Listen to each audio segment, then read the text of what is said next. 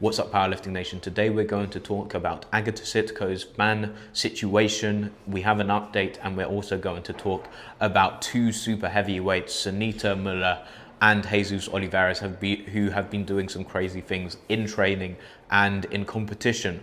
But first, Agata Sitko.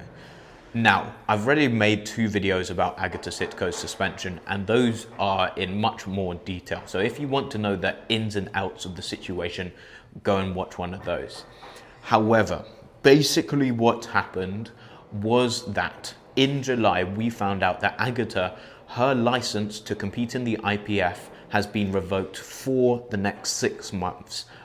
Basically, she's been suspended from competing in IPF competitions by her home federation, the Polish Federation.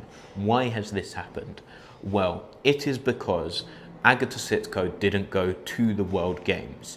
And the reason why she didn't go to the World Games was because her coach, last minute, she was told that her coach couldn't go with her to the World Games. And this upset Agata because she relies on her coach. And so she decided to not compete at the World Games. And in the Polish Federation legislation, I guess, it says something like if a lifter doesn't compete at an international competition, there's a chance they could be get their license revoked, and that's what happened to Agata Sitko. She got her license revoked. And this whole situation is messy. Like I said, go and watch the videos about the whole suspension if you want a lot more detail. But this 6-month suspension isn't good. First of all, because we don't know when Agata's going to get her license back, because in 6 months she can reapply for a license. So we don't know if she's going to not be able to get her license in 6 months' time. It's not looking good. And secondly, Sheffield is in January, and it's during the time she won't have her license. And so it's looking like the two-time Sheffield champion, the strongest powerlifter ever, may not be able to compete and retain her Sheffield title, which is a massive shame for powerlifting. But we have an update. I haven't heard much for the last 2 months, but I found out last week that there is a hearing for Agata, and I can't remember the details off the top of my head, but here is the story by Agata's coach, which basically explains in detail.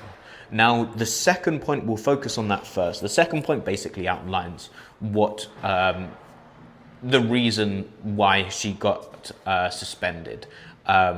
We kind of already knew this information, but the first point is very interesting because basically the Polish Federation brought up the point in the hearing that Agata has been talking badly about the Polish Federation, which, in my opinion, isn't a good sign.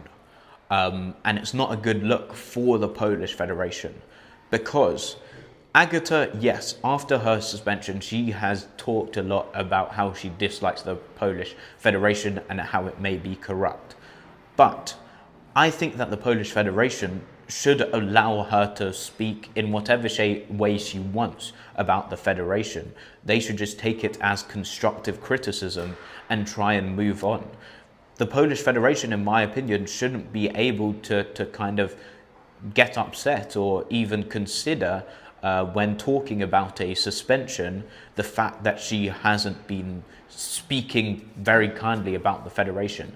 I think this is besides the point and shows that the Polish Federation doesn't really care about freedom of speech. Now, I want to caveat this. I have only heard the point of view of Agata and her coach.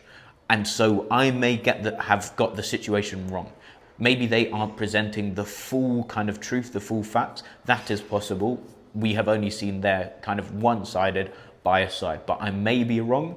But from what I can see, it's not looking good for the Polish Federation. And it's not looking good for Agata, because the next hearing is going to be in November, I believe. And that's only 2 months out from Sheffield. So to be honest, I really doubt we're going to see her at Sheffield. I really hope that she is only banned or suspended for 6 months. Hopefully she can compete at Sheffield, but for me, it's looking unlikely. Moving on to the other stories, let's talk about Senita Müller first. She is the best female squatter in the world, and she squatted 318.5 kilograms at girl power. She has had a couple of meets where she has struggled to get in a third squat, but she went over her world record and it just moved insanely easy. I've said before, I think she has the capabilities of eventually squatting probably about 350 kilograms. Her squat strength just seems to increase. Her squat strength every meet seems to just hit new levels. It's insane to see. And like I always say, just a couple of years ago, kind of the standard for super heavyweights was 270 kilograms for a squat. And she's just pushed up that standard. She is different. And I can't wait to see what she squats at Sheffield. Hopefully she gets that £5,000 kind of bonus for breaking an individual world record. Also, Sonita, just like Jesus Olivares, has struggled to get in some third deadlifts because of her size, because she's pushing the limits of what's possible on the squat. So her quads are really big. It makes it very difficult for her to kind of lock out a deadlift. These are the problems we get when we're looking at the extremes of absolute strength. So she's had problems locking out her deadlifts. However, her deadlift at Silent Worker looked a lot better. She managed to get in a 270.5 kg deadlift, and this is really promising, because if she can get in a big deadlift at a meet and a big squat, especially at Sheffield coming up, she is going to be extremely dangerous to really push up that total world record again, and also battle Brittany Schlater. Moving on to Jesus Olivares. Jesus Olivares has shown us some crazy strength. He's competing in the SBD Austin, and he once again has a problem with deadlifts, just like Sonita. He has a problem locking out his deadlifts. Since 2023, he hasn't really been able to put up a big deadlift. However, in training, he showed us a 420 kg deadlift. And he has shown us this kind of strength in training before on the deadlifts, but it hasn't really been able to translate onto the platform properly most of the time. However, this deadlift looked pretty strong, to be fair. Looked pretty clean, to be fair. I could see this definitely passing in a meet. And so this is really exciting, because I felt really sorry for Jesus Olivares over the last couple of years. At the World Championships this year, he failed to qualify for Sheffield, which was a massive upset. And things have just not gone his way, especially with his deadlift. So it's good to see him deadlifting a heavy weight pretty cleanly.